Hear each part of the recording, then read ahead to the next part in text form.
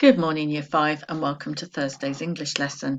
I hope you're still enjoying the book Street Child and you're eager to know what happens next.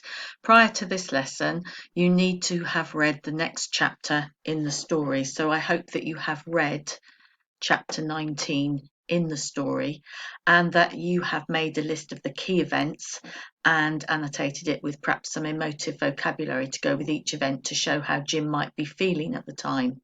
So I've got some examples here. Okay, when he escaped from Grimy Nick, he was probably quite pleased with himself, but maybe a little bit anxious because he didn't know where he was going, and relieved that maybe, he'd finally escaped all the torment and the bullying really that he'd received from Grimy Nick. So pause the video and complete your notes. Maybe you want to even put a quick table together like I've done here, where you've got the events on one side and feelings and emotive vocabulary on the other side. So pause the video and make sure that your notes are complete before you carry on. So welcome back, and hopefully yours looks a little bit like this, and you can check your list against mine. So he was dodging, well, we've said he escaped from Grimy Nick. I've been through that on the last page. So dodging between bushes and trees, okay, he must have been in a state of panic. He was filled with adrenaline. He was really nervous and anxious. He was wondering if anybody was following them. And then he can hear Snipe's howls echoing behind him that fills the air. He must have been really worried and scared at this point, worried and terrified in case Snipe and Grimy Nick came and grabbed him, and he could imagine what the punishment would be. He's got no idea where he's going, so he's lost, he's trapped, he's desperate, and he's anxious. And is he being followed? It's a question that's going through him all the time. Every time he hear a twig snap or something, he might think it's Snipe. He's become like paranoid. And then he collapsed to the ground, and it was like he was waiting for Snipe, but really he was just really exhausted. All the emotion, and also the exhaustion of running that fast and trying to listen and dodge anybody that was following him.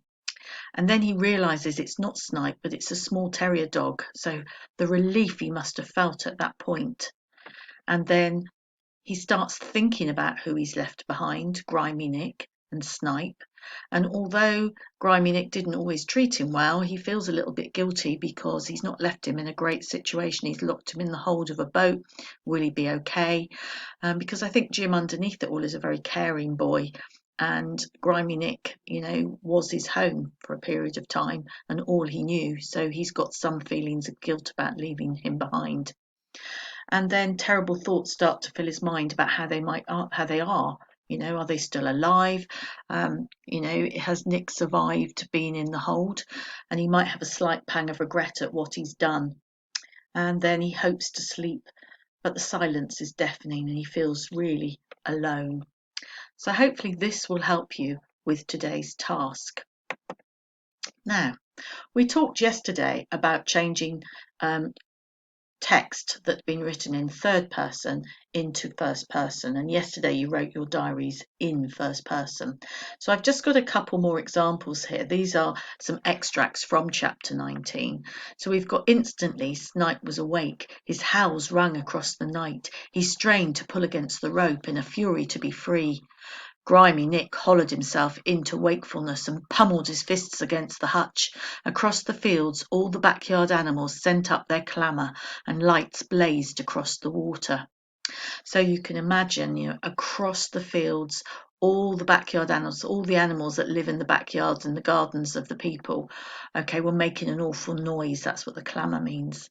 So if we were writing that in first person as though Jim was writing it, you could say, I knew instantly that Snipe was awake. His howls rang across the night.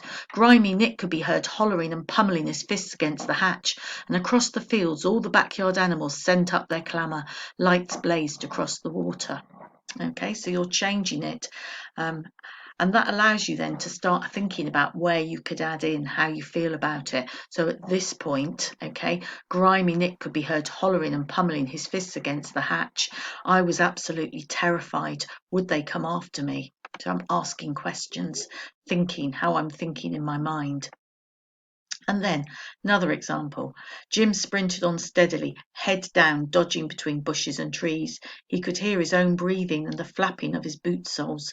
Brambles tore at his breeches and his jacket.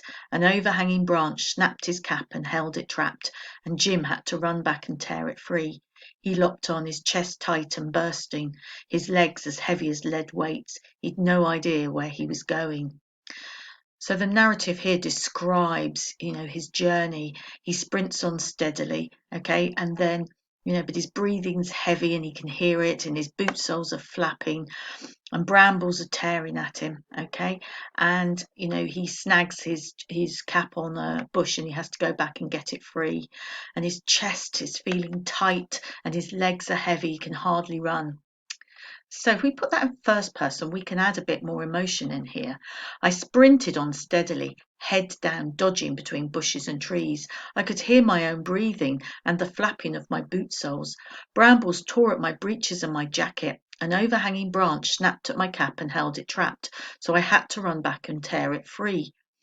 I locked on, my chest tight and bursting, my legs as heavy as lead weights. I had no idea where I was going. So we could add here how he feels at every stage. An overhanging branch snapped my cap and held it trapped, so I had to run back and tear it free. I was terrified in case this would give Snipe and Grimy Nick a clue as to which way I'd gone. Okay, I locked on, my chest tight and bursting, my legs as heavy as lead weights. Yeah, I was terrified I wouldn't be able to go on anymore and I'd have to stop. Okay, but even though it hurt, I kept on going. So you can add things in when it's first person as to how you're feeling. Now, yesterday we wrote a diary entry from Jim's perspective in first person, and that's a type of recount. And today we're going to do the same thing. Now, remember, recounts are written in chronological order, and apart from the fact that they're true and contain some characteristics of stories, such as effective description, they also have to be in first person and must be in past tense. We're talking about events that have happened. So today we're going to write the next entry in Jim's diary, and this is going to cover the events of chapter 19 and Jim's feelings about each event. I really want you to focus on those today.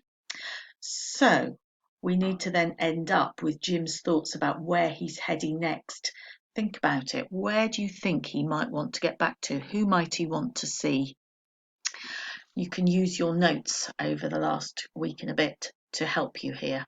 And of course, you've hopefully made notes, and there's some at the beginning of this this video about chapter 19 that you can refer back to help you. So your task today, you're going to write an entry from Jim's diary, imagining he can write. Okay, you should write about what significant events have happened in chapter 19, as well as your thoughts for the future. And it's really important today that you include Jim's thoughts and feelings, particularly, how he feels about whether Grimy Nick's going to escape and how he feels about having left him behind. And then, when you have finished, I want you to read back through your diary entry carefully. Have you included all the key events that were in your notes and expressed Jim's emotions about them? And once all of that's been done, you're going to need to stop and listen to chapter 20, The Green Caravan of Street Child, and that's in the folder, and you need to have done that by tomorrow's lesson. So good luck with your diary writing. We look forward to seeing them. Miss Dawes, Miss Bridges, Mrs. Morgan and Miss Roberts and myself are all very excited to see your diary entries. Okay, I haven't put a model in today because we did one yesterday, and today I'd like you to make sure that you're thinking about what you need to include, but you can use the notes that were early on in this video. Okay, good luck everybody. Bye.